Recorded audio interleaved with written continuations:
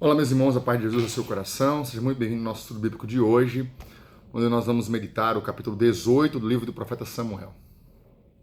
1 Samuel, capítulo 18. Vamos ver o que Deus tem para falar conosco. Depois de meditarmos com tanta intensidade, beleza, o capítulo 17, que para mim é um dos capítulos mais bonitos da Bíblia. Vamos adentrar agora no capítulo 18. Pega a sua Bíblia e vamos juntos. Em nome do Pai, do Filho e do Espírito Santo. Amém. Vinde, Espírito Santo, enchei os corações dos vossos fiéis e acendei neles o fogo do vosso amor. Enviai, Senhor, o vosso Espírito, tudo será criado e renovareis a face da terra. Ó Deus, que instruísse os corações dos vossos fiéis com a luz do Espírito Santo, fazer que apreciemos retamente todas as coisas segundo o mesmo Espírito e gozemos sempre da sua consolação, por Cristo Senhor nosso. Amém. Vinde sobre nós, Espírito Santo. Vinde sobre nós. Muito bem, pega a tua Bíblia, primeiro capítulo, 1 Samuel, capítulo 18.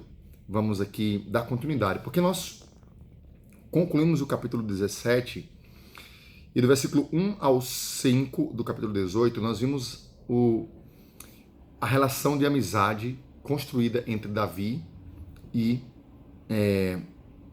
Jonatas, o filho de Saul, né? Uma amizade linda que perdurou até a morte de Jonatas. Eles foram fiéis, né? Jonatas ajudou a Davi fugir e defendeu Davi diante do seu pai que queria matá-lo. Nós vamos ver essa história agora. Então, finalzinho no início do capítulo 18, nós vimos no vídeo de ontem como se deu essa amizade. Então, quando Jonatas viu Davi, apegou-se a ele, começou a amá-lo como a si mesmo. Um amor puro, amar ao próximo como a si mesmo. Jonatas viveu isso, esse amor de amizade pura, autêntica. E eu tenho vivido isso? Amar o outro como a mim mesmo? Será que eu amo a minha esposa como a mim mesmo? Será que eu amo os meus filhos? Melhor, será que eu amo aqueles que estão ao meu lado como Deus me ama? Porque Jesus veio e mudou, né? Ele não disse mais amar ao próximo como a si mesmo, ele disse amai-vos uns aos outros como eu vos amei. E esse é o verdadeiro amor. E aí vem o capítulo 6, o versículo 6, que fala a origem da inveja de Saul. Olha só, vamos ver a inveja de Saul como foi que começou. Quando eles voltavam junto com Davi, depois de esse ter matado o filisteu, as mulheres vinham de todas as cidades de Israel para cantar e dançar na presença do rei Saul, com tamborins e alegria e ao som dos sistros. As mulheres se divertiam e cantavam, dizendo: Saul matou 1000, mas Davi matou 10.000. Então Saul se indignou e ficou muito irritado e disse: a Davi deram 10.000, mas a mim só 1.000? Que mais lhe falta senão a realeza?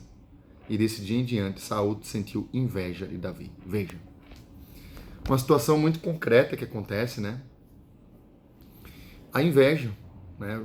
Como músico, mesmo um músico de Deus, como esse pecado capital, ele nos tenta, né? E nós caímos muitas vezes. O outro foi mais curtido, o clipe foi mais assistido do outro, o show do outro foi melhor, mais aplaudido, etc, etc, etc. O outro tem mais seguidor. Então o sentimento de inveja é muito grande. E essa inveja é um mal que produz o quê? Uma raiz, um pecado de raiz, né? Que produz a ira, que produz a vingança, que produz o homicídio, etc. Por causa da inveja. Então, é um pecado maldito que nós precisamos nos afastar dele, né? Pedir ao Senhor que nos liberte. Veja, versículo 10, o que aconteceu. No dia seguinte, um mau espírito da parte de Deus assaltou Saul, que começou a delirar no meio da casa. Ou seja, a inveja do rei deu brecha e o demônio entrou. Então, a inveja, como um pecado que a gente comete, dá brecha e o demônio entra. Infelizmente, o demônio só entra onde ele acha uma brecha. E não existe brecha maior do que o pecado. O orgulho, a inveja, a raiva. Então, por isso que nós precisamos lutar contra esses pecados. Para que o demônio não entre em nós. Para que ele não encontre a casa aberta, né? Desocupada. E aí diz que o demônio entrou nele e ele ficava delirando no meio da casa. Davi tangia a lira como nos outros dias e Saul estava com a lança na mão.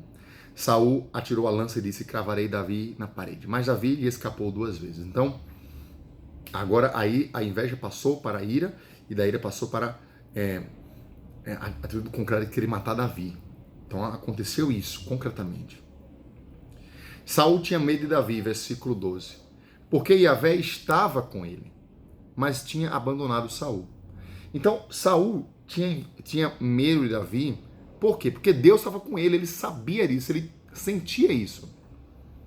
E Deus não estava mais com Saul. E ele sabia disso por quê? Porque o próprio Samuel, o profeta, falou para Saul: olha, Deus não está mais contigo. Você foi infiel, desobedeceu a Deus, Deus retirou o espírito dele de você. Então ele sabia disso. Ele sabia que para ter vencido Golias, só um homem que estava com Deus. Então ele tinha inveja, tinha medo, porque Deus não estava mais com Saul, mas estava com Davi. Por isso Saul o afastou de si e o estabeleceu na chefia de 1000. Então Saul tirou Davi de ser seu escudeiro. Ele saía e voltava à frente do povo. Em todas as suas expedições, Davi se saía muito bem e Yahvé estava com ele. Vendo que ele era sempre bem sucedido, Saul o temia. Mas todos em Israel e em Judá amavam Davi, porque ele saía e entrava à sua frente. Então veja, o povo amava Davi. O povo amava Davi. Mas Saul, que era o rei, sentia medo, né? Por quê? Porque tudo que Davi fazia, ele era bem sucedido. Por quê? Porque Deus estava com ele. Então veja, qual é a base de tudo? Deus está com ele. Então eu preciso estar cheio de Deus. Porque se eu estiver em Deus, fazendo a vontade de Deus, sem arrogância, sem pretensão, tudo que eu fizer será bem sucedido. Essa experiência. Por isso, meu irmão, minha irmã, seja de Deus. Eis o segredo. Seja de Deus. Então, odiado pelo rei, amado pelo povo. Né? Odiado pelo sistema, amado pelo povo. Deus estava com ele. E o sistema queria matar Davi. Saul queria matar Davi. Mas tudo que Davi fazia dava certo. Ao mesmo tempo, Saul precisava de Davi, mas era melhor não ter. Então queria eliminá-lo. Nós vamos ver durante os próximos capítulos aqui essa luta intensa de Saul que persegue Davi para querer eliminá-lo. Então é o que acontece muitas vezes na nossa vida. Quantos escolhidos por Deus no meio religioso, no meio político, no meio ministerial, artístico, etc., e que são perseguidos dentro das suas próprias comunidades, na sua família, né? Amados pelos de fora, mas perseguidos dentro, porque estão fazendo a vontade de Deus. Então, perseveremos, né? E busquemos, acima de tudo, fazer a vontade de Deus. Versículo 17. Saul disse a Davi: apresento-te minha filha mais velha, Merobe, que te quero dar por mulher. Apenas serve-me como um guerreiro e trava as guerras de Yahvé. Saul raciocinava: não morra ele por minha mão, mas pela dos filisteus. Então Saul não queria matar Davi, então colocou ele na fronte de guerra para que os inimigos matassem Davi. Davi respondeu a Saul: quem sou eu e qual é a minha linhagem? A família de meu pai em Israel para vir a ser genro do rei? Mas chegada a ocasião de dar a Davi a filha Merobe, ela foi dada a Adriel de Meola. Então vejam, na hora que era para casar com Davi, o rei cometeu um erro injusto e deu a sua filha a um outro homem. Ora, Micol, a outra filha de Saul, se apaixonou por Davi, o que pareceu bem a Saul, quando lhe disseram. E disse consigo Saul: eu a darei a ele, para que lhe seja uma armadilha, e a mão dos filisteus estará sobre ele. Saul disse 2 vezes a Davi: hoje te tornarás meu genro. Então Saul deu esta ordem a seus servos: falai em segredo a Davi e diz-lhe: tu agradas o rei, e todos os seus servos te estimam. Torna-te, portanto, genro do rei. Os servos de Saul repetiram essas palavras aos ouvidos de Davi. Mas Davi replicou: parece-vos pouca coisa ser genro do rei? Eu não sou senão um pobre homem, e de condição humilde. Veja a humildade de Davi, né? Os servos de Saul levaram isso ao seu conhecimento e disseram: essas foram as palavras que Davi disse? Respondeu Saul: direis isto a Davi: o rei não pretende nenhum dom nupcial. Ou seja, quando o cara ia casar com a mulher, ele tem que pagar um dom nupcial, né? Uma soma que o noivo pagava para o pai da noiva. E como Davi era pobre, ele falou: o que é que eu vou pagar ao rei? Mas Saul mandou dizer: olha, o rei não pretende nenhum dom nupcial, mas apenas 100 prepúcios dos filisteus, para ter a vingança dos inimigos do rei. Ou seja, ele disse: olha, não quero dinheiro não, mas eu quero 100 prepúcios dos filisteus. Ou seja, quer 100 pessoas mortas, 100 filisteus mortos. Né? E aí, Saul planejava fazer Davi morrer pelas mãos dos filisteus. Né? Veja só. Os servos de Saul relataram essas palavras a Davi, e o negócio pareceu bom aos seus olhos, para se tornar genro do rei. O tempo não era ainda chegado, e Davi se pôs em campanha e saiu com os seus homens. Matou 200 homens dos filisteus, e tirou-lhes os prepúcios e os trouxe a Saul, para se tornar seu genro. Então Saul lhe deu por mulher a filha Micol. Veja, quanto prepúcio o rei pediu? 100. Davi trouxe 200. Davi trouxe 200. Né? Foi além. Em muitas realidades que nós temos, nós precisamos ir além. Estar preparado além do mínimo. Porque no momento de dificuldade, de tentação, de crise, pelo menos o mínimo a gente chega. Mas se a gente só vive no limite, quando tiver um problema que acontecer, uma dificuldade, a gente vai padecer. Então Davi nos ensina a ir além. Davi vai lá e dá 200. Pediu 100, eu vou dar 200. Saul teve que reconhecer que Yahvé estava com Davi e que Micol, a filha de Saul, o amava.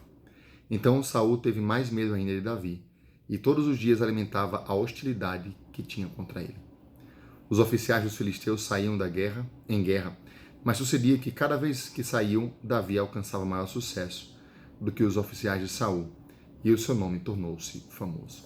Então vejam, Davi ia vencendo, Davi ia ficando famoso, e ao mesmo tempo Saul ia ficando com inveja, ao mesmo tempo Saul ia ficando com ódio, e Saul queria matar Davi, e Saul queria fazer planos errados, mas não dava certo. Por quê? Porque Deus estava com Davi. Meu querido irmão, eis aqui a palavra de hoje forte. Eu preciso estar com Deus. Eu preciso estar com Deus. Né? Essa experiência linda que nós vemos. Davi casa com Micol. Interessante que quando Davi foi ungido rei, ele não tomou posse do reinado logo em seguida. Nós vamos ver que passa um monte de tempo, ele vai ser perseguido. Quando o Padre Jonas rezou por mim, em 2007, ele trazia essa mesma palavra, assim.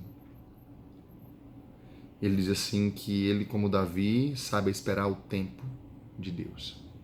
Eu digo a vocês, muita coisa já aconteceu, outras não. Muitas perseguições, muitas dificuldades, mas de fato é duro esperar esse tempo. Até tomar posse do reinado, da vontade de Deus, do ministério, etc, etc, etc. Então rezem por mim também. E enquanto isso, a gente continua aqui no nosso grupo, no nosso estudo bíblico. Deus abençoe você e até amanhã.